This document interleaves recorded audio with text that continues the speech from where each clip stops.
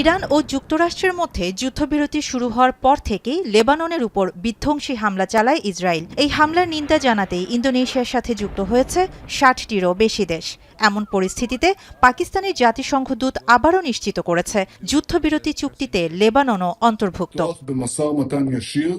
তবে লেবাননে যুদ্ধ এখনই থামছে না বলে হুমকি দিয়েছেন ইসরায়েলের প্রধানমন্ত্রী বেনিয়ামিন নেতানিয়াহু।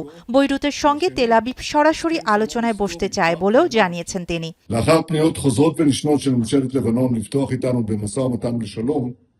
אני הנחיתי אמש בקבינט לפתוח במשא ומתן ישיר עם לבנון כדי להשיג שני יעדים.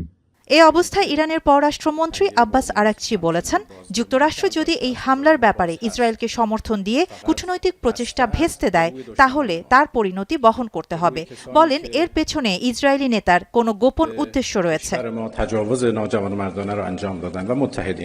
এদিকে এক বিবৃতিতে সর্বোচ্চ নেতা মুস্তফা খামিনি বলেছেন, ইরান যুদ্ধ চায় না, তবে নিজেদের অধিকারের ব্যাপারে কোনো ছাড় নয়। এ সময় হরমুজ প্রণালী ব্যবস্থাপনা নতুনভাবে সাজানোর কথা জানান তিনি।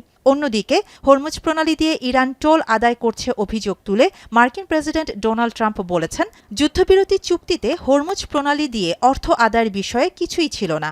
তাই ইরানের সাহায্য থাকুক বা না থাকুক, হরমুজ দিয়ে তেলের পরিবহন শুরু হবে বলেও হুঁশিয়ার করেছেন তিনি।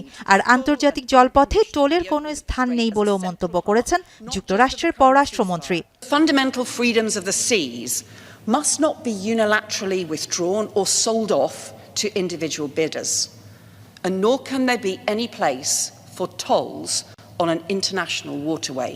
এদিকে যুদ্ধবিরতির পর কুয়েতের ন্যাশনাল গার্ড স্থাপনায় ড্রোন হামলার কথা অস্বীকার করেছে আইআরজিসি।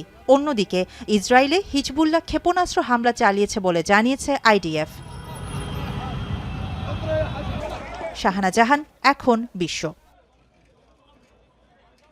শিয়া বাটার ও ভিটামিন ই সমৃদ্ধ লিলি বিউটি সোপ, তারুণ্যময় উজ্জ্বল ত্বকের জন্য।